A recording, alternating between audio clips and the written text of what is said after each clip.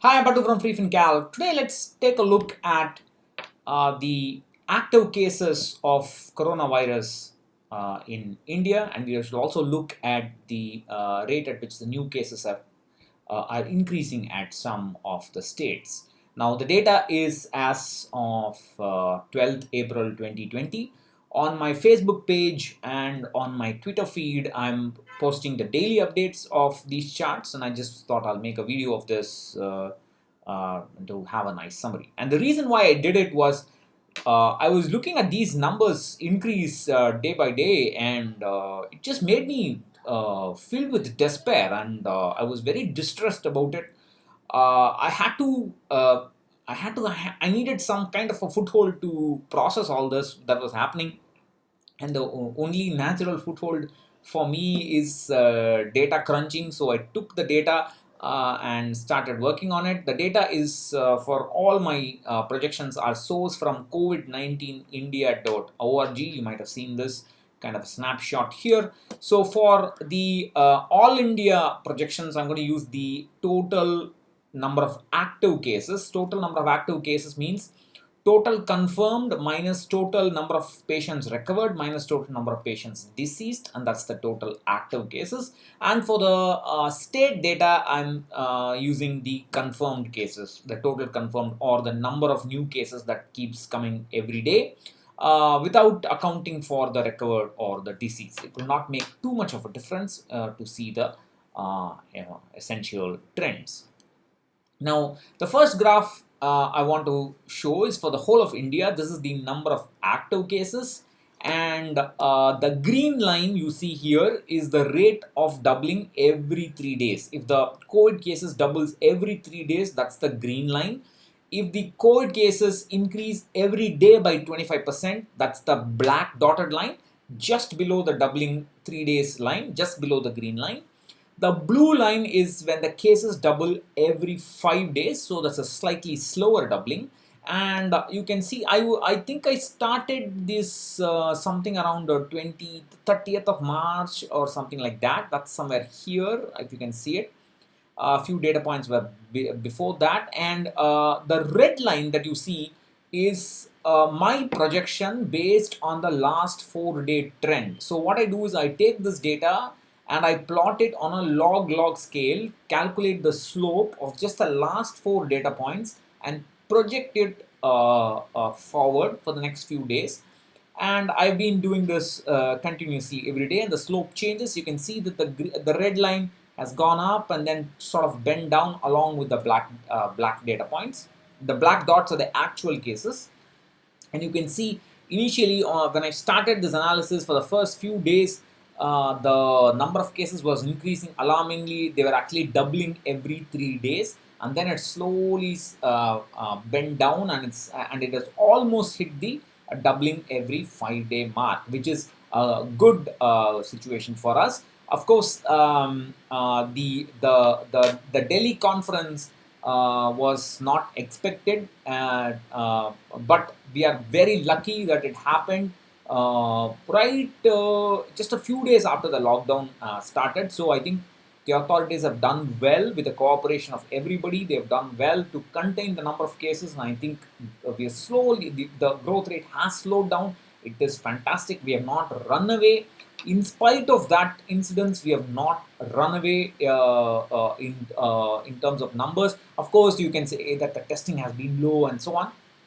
Yes, the testing has been low, that is for sure, and the testing is going to increase anytime now. It could change these numbers, but as of now, I think the number of deaths have not increased, have not surged in numbers.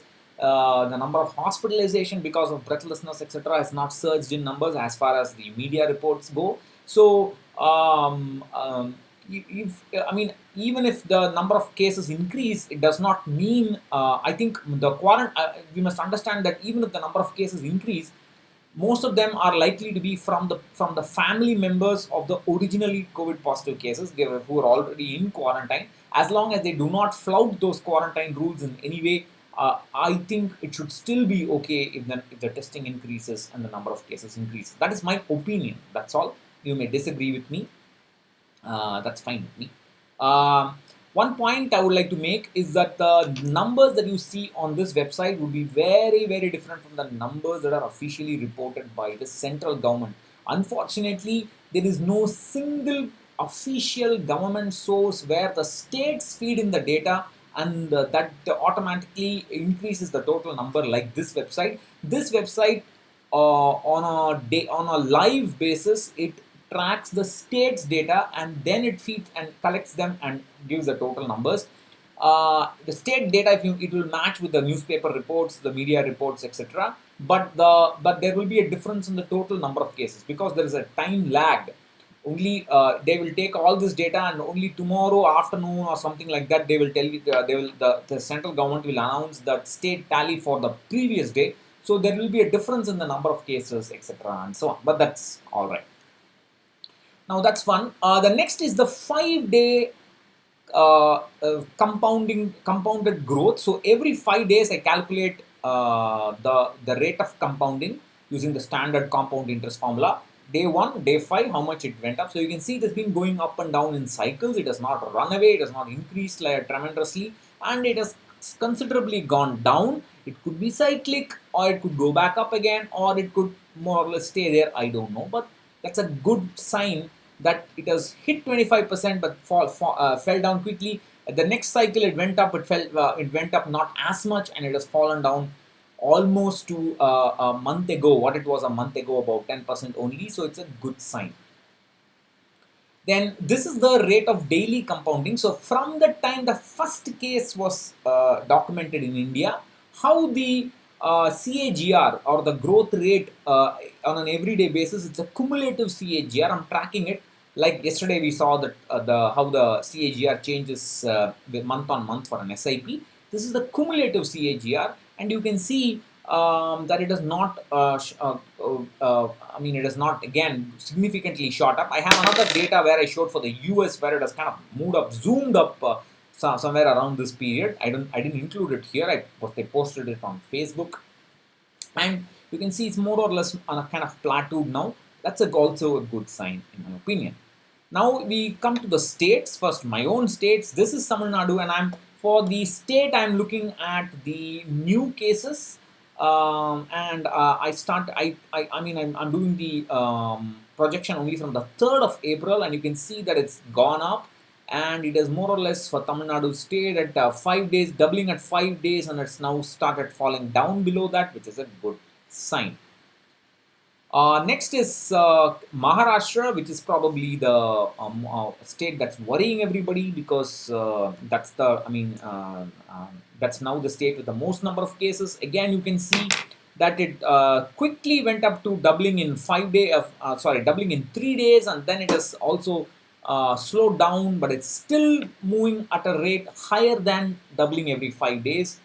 Hopefully, it will also tail off in the next few days. Finally, Kerala. Kerala, I think, is the first state in India with enough numbers, and the first state to have done a lot of tests, and they have effectively flattened the curve. A few days ago, I think a couple of weeks ago, I was worried about the way in which the numbers were increasing in Kerala. But I think Kerala is the first state in India, in my opinion, I've not looked at every state, but I'm just looking at the top 3 or top 5. They have effectively flattened the curve, and that's a fantastic sign for them. And especially since they will be the first state where the monsoon hits and so on. But by that time, I think the numbers should nicely fall down. So that's a good sign.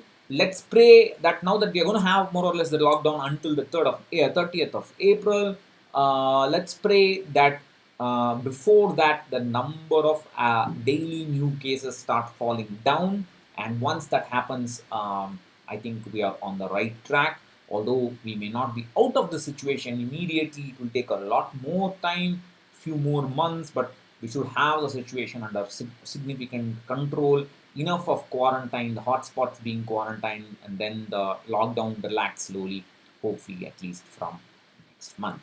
Thank you for watching. If you have any questions, suggestions, please let me know. Like I said, I'm posting this daily on my Twitter feed at freefincal, on my Facebook page, Pattabhiram and Murari. I'll also try and post it in freefincal Facebook page, so you can also have it. You can also be able to share it publicly. So that's what I wanted to say. Thank you. Bye bye.